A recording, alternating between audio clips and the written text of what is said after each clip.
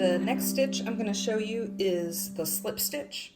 So what I've done here is I chained 8 and then I single crocheted 8 and then I did a chain 1 to turn, and now I'll do a row of 8 slip stitches.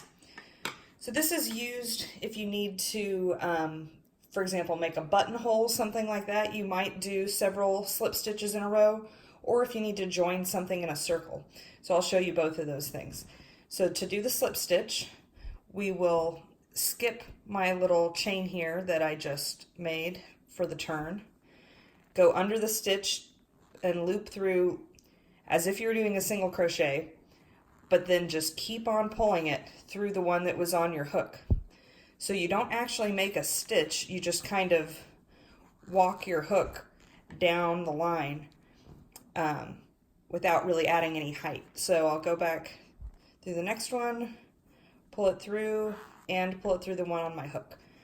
You'll want, just like any other stitch, you want to make sure you have your tension going in your hand so that your slip stitches are not tighter than your regular single crochets had been.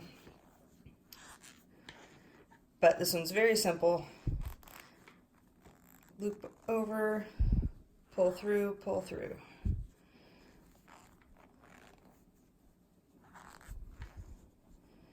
And then get to my last one here.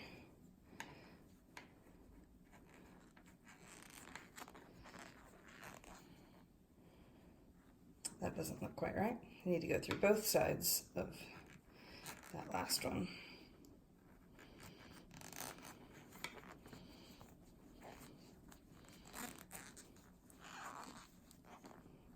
All right, so that was just 8 slip stitches in a row, and it basically got my hook from this end down to this end.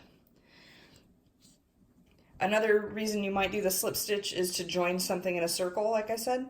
So if your pattern called for that, what that would look like is you would start out the same way, go under the stitch, but this time this is the opposite end. Instead of just the next stitch over, it's wherever you're trying to make that circle. Yarn over, pull through,